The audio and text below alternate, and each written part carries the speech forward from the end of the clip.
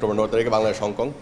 ওটার জন্য যে প্রিপারেশন নেওয়ার, ওইটার ইউআইগুলি এখনও ছাড়া হয় না। আজকে এটা অ্যাপ্রুভাল দিয়ে দিলাম আমরা। এটা আজকে বিকালের ভিতরে অনলাইনে প্রচার হয়ে যাবে যে যারা যারা ইন্টারেস্টেড হসপিটালিটি নিয়ে, ইভেন্ট ম্যানেজমেন্ট নিয়ে, সিকিউরিটি নিয়ে ওনারা বিড করবে আগে গতবারের মতো। আমরা আবার স্ক্রুটিনি করব আমাদের যে ব্যর্থতাগুলি গতবার ছিল, security Hazard, security man power enough ছিল না, বা ফুড বা বেভারেজ নিয়ে যে ঝামেলাগুলি ছিল ওগুলিকে ওভারকাম করার জন্য আমরা একটু আগে কাজ শুরু করছি, যেন আমরা ওদেরকে ওই ম্যান্ডেটগুলি দিয়ে দিতে পারবো।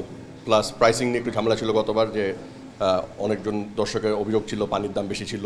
ওগুলো আমরা নিয়ন্ত্রণ করার জন্য একটা সেট প্রাইস দিয়ে দিব ইউআইগুলি আসার পরে। সো ওগুলি নিয়ে আমরা আলোচনা করলাম আজকে যে কী হতে পারে, কীভাবে হতে পারে।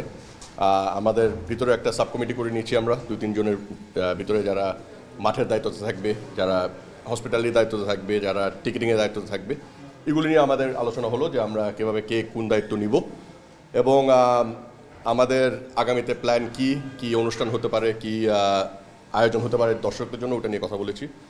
এবং আমাদের এই মাসের শেষে সেপ্টেম্বরের 20 তারিখে একটা দল আসবেন মোস্ট প্রবাবলি চায়না থেকে, একটা ইউনিভার্সিটি বা বয়সভিত্তিক দল আমাদের মহিলা আন্ডার-17 দলের সাথে খেলার জন্য, as a practice match or friendly match.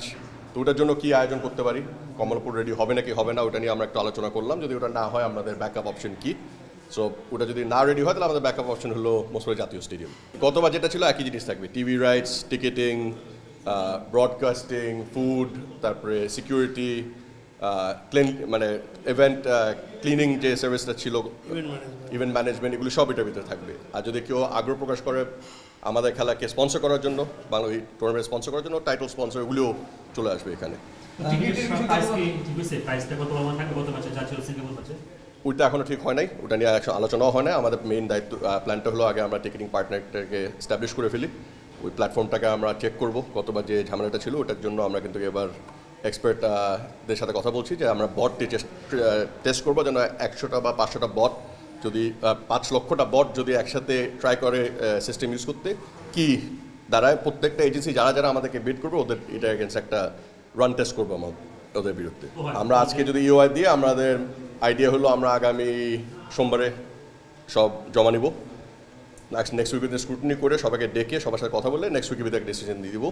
আমাদের ইচ্ছে হলো 23-24 তারিখ সেপ্টেম্বরের ভিতরে টিকিটের অফিসিয়াল লঞ্চ করে দেওয়ার জন্য।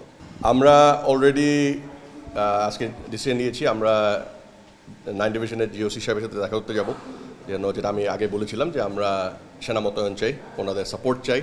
যদি ওরা স্ট্রাইক ফোর্স হিসাবে থাকে বা ওরা যদি পেরিমিটার ফোর্সেও থাকে, এটা ওনারা বেস্ট জানবে ওনারা কি ক্যাপাসিটিতে আসবে। বাট আমরা যেটা দেখেছিলাম বাংলাদেশ পাকিস্তান খেলাতে ওনারা কিন্তু একটা ভালো উদ্যোগ নিয়েছিল টু কন্ট্রোল স্টেডিয়াম পেরিমিটার। আমরাও চাচ্ছি একই জিনিস হতে। আর যেহেতু এটা একটা ওয়ার্কিং ডে হবে, সো আমরা জানি ওখানে প্রেশারটা একটু বেশি হবে ওই এলাকার।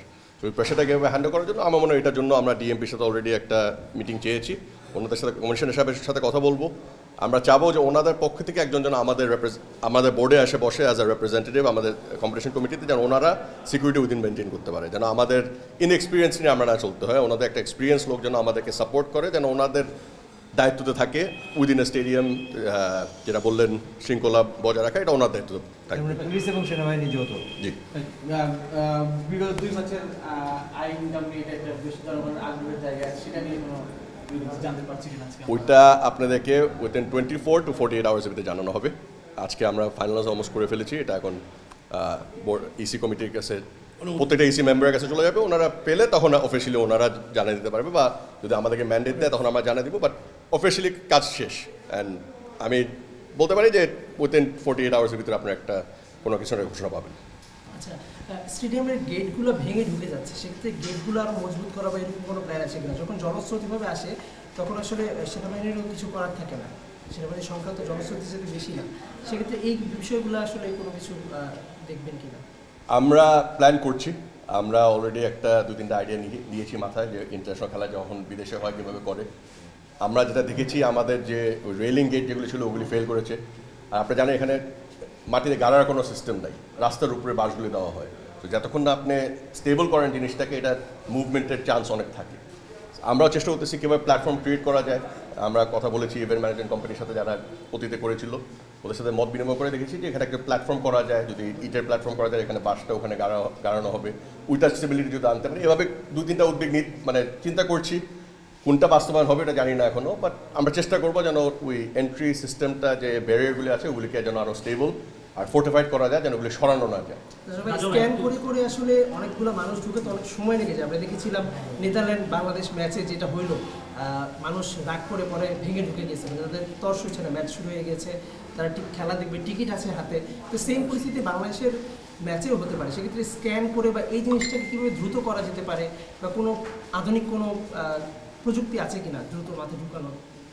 এই খেলার জন্য আমার আমাদের কোনো আর কোনো অপশন নাই। যেভাবে অতীতে চলে এসেছিলো ওভাবে আমাদের করতে হবে, স্ক্যান সিস্টেমে করতে হবে। আমরা খালি দর্শকদেরকে বলবো জানাবো একটু আমাদেরকে সময় দিতে। আর আমরা কিন্তু গেট খুলে দিব 4 ঘন্টা আগে। তো দর্শকরা যদি 4 ঘন্টা আগে আসে, ইজিলি সবাই খেলার শুরু হওয়ার আগে কিন্তু প্রবেশ করতে পারবে মাঠে। ওইটা হলো আমাদের রিকোয়েস্ট আর অনুরোধ আমাদের দর্শকদের জন্য। ইন দ্য ফিউচার যদি কোনো নতুন সলিউশন পাই, আমরা এই শর্ট টাইমের ভিতরে একটা নতুন সলিউশন আনা খুব ডিফিকাল্ট হবে আমাদের। ইন দ্য ফিউচার যদি আমরা কোনো সলিউশন পাই, আমরা ওটা নিয়ে কাজ করব। একটা বিষয় ছিল আসলে বর্তমানে আপনারা অনেক আন্তরিকভাবে কাজ করেছেন, তারপরেও ধরেন বাংলাদেশ প্রিমিয়ার লিগে যে ক্লাবগুলো খেলে বছরে 20 খরচ করে আপনার আরামবাগ প্রিমিয়ার আসতেছে, ক্লাবগুলো এত টাকা ব্যয় বেগুলো যে তারা যদি মনে করেন মাত্র 2টা টিকিট পায়, অনেকগুলো ক্লাব অসন্তোষ প্রকাশ করেছে। এবার আসলে ক্লাবগুলোর টিকিটের সংখ্যা বাড়াবেন কিনা, যে আসলে 2টার বেশি পরিবর্তে 10টা বা তারা কি নাম নিতে চায়? এটা আমার মনে ইসি কমিটির সিদ্ধান্ত, এটা আমার এখতিয়ার নাই কোনো ডিসিশন দেওয়ার এখানে। আমার কাউকে ফ্রি টিকিটও দেওয়ার এখতিয়ার নাই, টিকিট কারোর কাছে বিক্রি করার এখতিয়ার নাই। ইসি কমিটি যদি কোনো অ্যালোকেশন দেয়, এটা ইসি কমিটির উপরে dependent. For more updates, subscribe to our YouTube channel and click on the bell icon. Follow us on Facebook and Instagram. Download T-Sports app to enjoy exciting games and highlights.